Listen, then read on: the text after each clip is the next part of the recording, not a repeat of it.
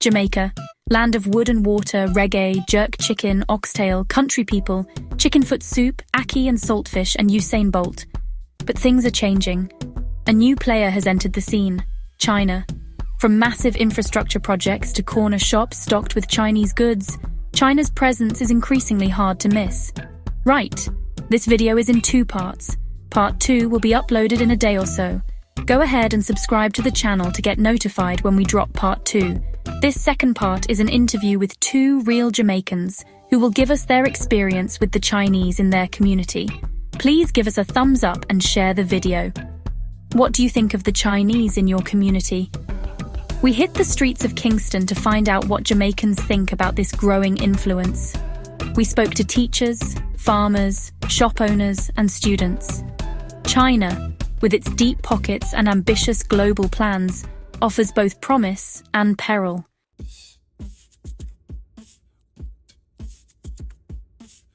The relationship between China and Jamaica isn't exactly new. It dates back to the 1970s, when both countries established diplomatic ties. But in recent years, the relationship has intensified. With large-scale investments in infrastructure, telecommunications, and tourism, China's footprint in Jamaica is growing larger by the day. Some see it as a lifeline, a chance for economic growth and development. Others view it with skepticism, wary of China's intentions and the potential long-term consequences. Their stories reflect the hopes, fears, and uncertainties that come with a rapidly changing world.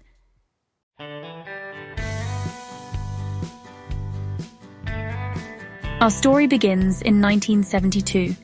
Jamaica, a newly independent nation, made a bold move.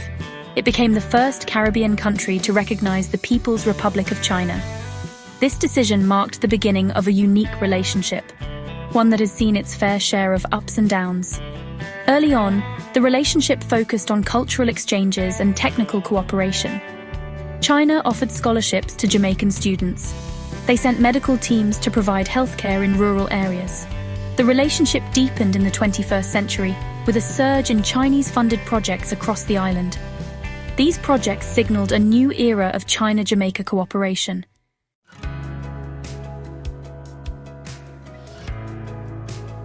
One of the most visible symbols of China's presence in Jamaica is the North-South Highway. This modern toll road, built by a Chinese company, has significantly reduced travel times between Kingston and the North Coast. For many Jamaicans, the highway is a testament to China's ability to deliver tangible results. Another significant project is the Kingston Container Terminal. This expansion, financed and built by China, aims to transform Jamaica into a major logistics hub in the Caribbean. Supporters see it as a game changer, a catalyst for economic growth and job creation. Critics worry about Jamaica's increasing indebtedness to China and the potential environmental impact. Chinese businesses have also made inroads into sectors like mining, agriculture, and telecommunications.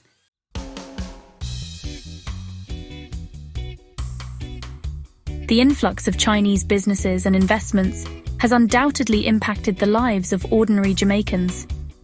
Walk down any street in Kingston, and you'll hear a mix of perspectives, ranging from enthusiastic embrace to cautious optimism to outright skepticism. Mr. Brown, a shopkeeper in downtown Kingston, welcomes the Chinese presence. He points to the affordable goods he now sources from Chinese wholesalers. Chinese products are cheaper, he says, and that helps me keep my prices low for my customers. But not everyone shares Mr. Brown's enthusiasm. Miss Jackson, a teacher at a local high school, expresses concern about the potential loss of Jamaican jobs to Chinese workers. She's also worried about the environmental impact of some of the Chinese-led projects. We need to be careful, Miss Jackson cautions. Development is important, but not at the expense of our environment or our people's livelihoods. Her words reflect a growing sentiment among some Jamaicans that their government needs to ensure a fair and balanced relationship with China. These contrasting views highlight the complex reality of China's presence in Jamaica.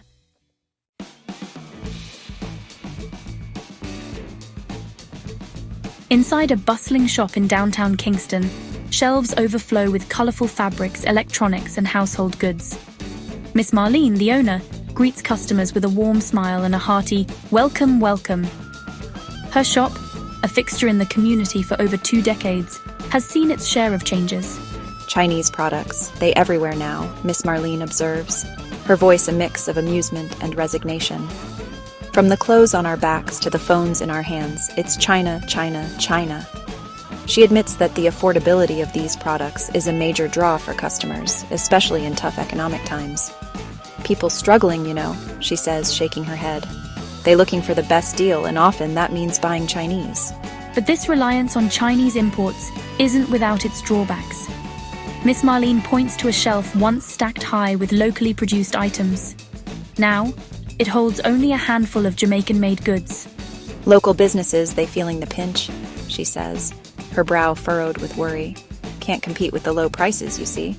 Some even had to close shop. Despite the challenges, Miss Marlene remains hopeful.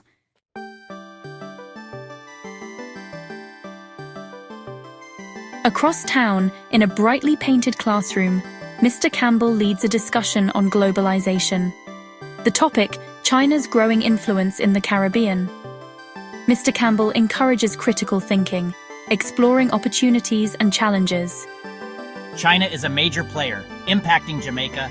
Investments fund roads, bridges, and schools. Cultural exchanges are also highlighted. But he presents a balanced perspective. Students debate the risks and benefits. The future requires careful consideration.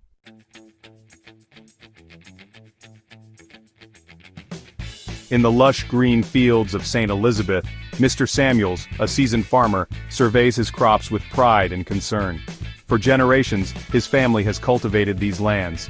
But lately, Mr. Samuels has noticed a shift in the air. Chinese, they buying up land now, Mr. Samuels says. Chinese companies have been acquiring large tracts of agricultural land. Mr. Samuels worries about the long-term implications for local farmers. We are small farmers mostly, he says. We can't compete with the resources and technology that the big companies bring. He fears that small farmers like himself will be squeezed out. Despite his concerns, Mr. Samuels recognizes that change is inevitable. He believes that Jamaican farmers need to adapt and collaborate with Chinese investors. We have to find a way to coexist, he says, to share the land and the benefits for generations to come. The future of Jamaica's agriculture may depend on this balance. Mr. Samuels remains hopeful for a harmonious coexistence.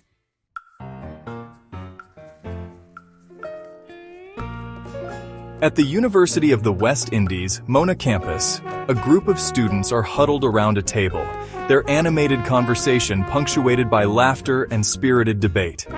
These young minds, on the cusp of adulthood, represent the future of Jamaica. They are the ones who will inherit the complexities of their nation's relationship with China.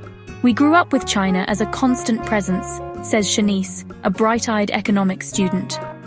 It's not just about the investments, it's about the cultural exchange, the opportunities to study abroad, the exposure to a different way of life.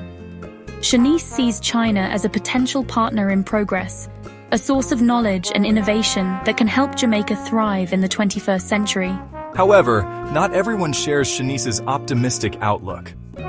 Andre, a history major with a passion for social justice, expresses concern about the potential for exploitation. We need to be wary of neo-colonialism, he cautions. China's investments shouldn't come at the cost of our sovereignty or our people's well-being.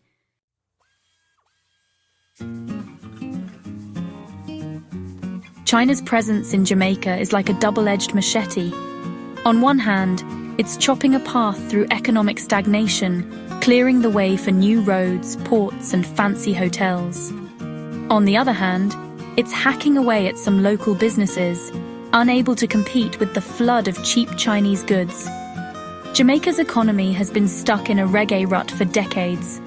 Sluggish growth, high debt, and limited opportunities have many Jamaicans singing the blues. China, with its deep pockets and ambitious Belt and Road Initiative, has emerged as a potential savior. Billions of dollars in loans and investments have poured in, funding infrastructure projects that the Jamaican government could only dream of before. But this economic lifeline comes with strings attached. Some critics worry that Jamaica is falling into a debt trap, becoming overly reliant on China's generosity. They point to Sri Lanka's experience, where a Chinese-funded port ended up in Beijing's hands after Colombo couldn't repay the loans.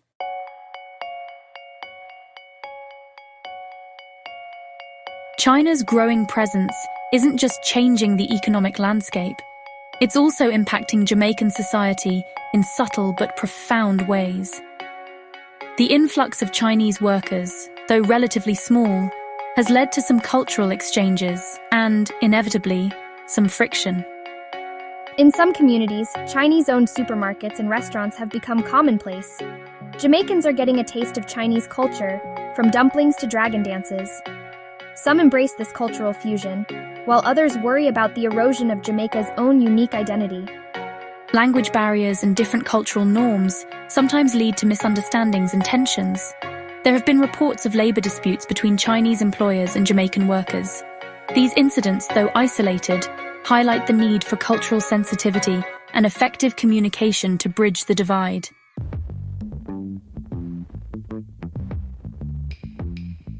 Jamaica, a nation forged in the crucible of colonialism, has always been a melting pot of cultures.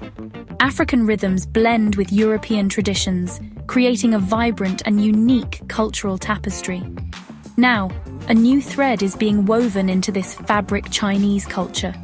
The arrival of Chinese businesses has brought with it a wave of Chinese products, from smartphones and appliances to clothing and toys.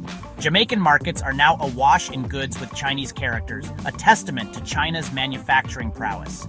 Some Jamaicans welcome the variety and affordability of Chinese goods, while others express concern about the impact on local industries and the potential loss of cultural authenticity. They argue that Jamaica should focus on promoting its own products and preserving its cultural heritage. Despite the concerns, there are also signs of cultural fusion.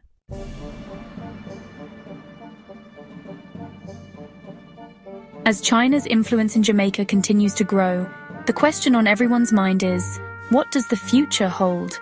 Will this relationship be a win-win, or will Jamaica become overly reliant on its powerful partner? Jamaica, like many developing nations, is walking a tightrope. It needs foreign investment to boost its economy and create opportunities for its people. But it also needs to safeguard its sovereignty and ensure that its voice is heard on the global stage. The Jamaican government faces the delicate task of balancing its relationship with China while maintaining strong ties with traditional allies like the United States and the United Kingdom. Ultimately, the success of the China-Jamaica relationship will depend on mutual respect, transparency, and a commitment to shared prosperity.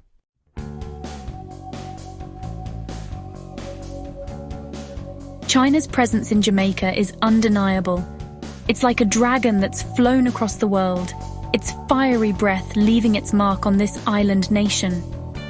From the towering cranes at construction sites to the shelves stocked with affordable goods, China's influence is woven into the fabric of Jamaican life. We've heard from Jamaicans from all walks of life, shopkeepers feeling the pinch of competition, teachers urging their students to think critically about the future, farmers grappling with the changing landscape of their industry, and students with dreams as big as the opportunities China seems to offer. The stories are as diverse as the Jamaican people themselves. Some see China as a lifeline, a chance to pull themselves out of economic hardship.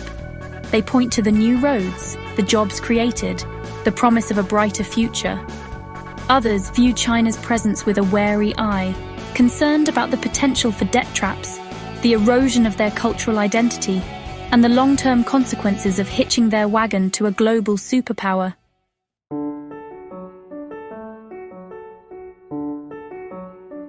The question on everyone's mind is whether this burgeoning relationship will be a harmonious reggae beat or a clash of cultures. Will China's influence empower Jamaica, or will it lead to dependence, a replay of colonial dynamics with a new face? The answer, like most things in life, is complicated. There's no denying the economic benefits China brings to the table. Investment dollars can jumpstart stalled projects and create much-needed jobs. But those benefits come at a price. Jamaica must be careful not to trade its long-term autonomy for short-term gains. Transparency is key. Deals made behind closed doors breed suspicion and distrust. The Jamaican people deserve to know the terms of these agreements, the potential risks, and the long-term implications for their nation.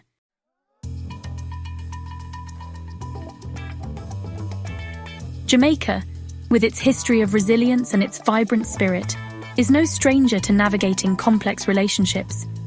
This little island has always punched above its weight, making its voice heard on the world stage. Now, Jamaica faces the challenge of balancing its relationship with China while maintaining its strong ties with traditional allies. It's a delicate dance, requiring diplomatic finesse and a clear vision for the future. One thing is certain: Jamaica's destiny is in its own hands. The decisions made today will determine whether China's influence will be a force for good, a rising tide that lifts all boats, or a wave that crashes down, leaving destruction in its wake. The world is watching, eager to see if this Caribbean gem can harness the dragon's fire without getting burned.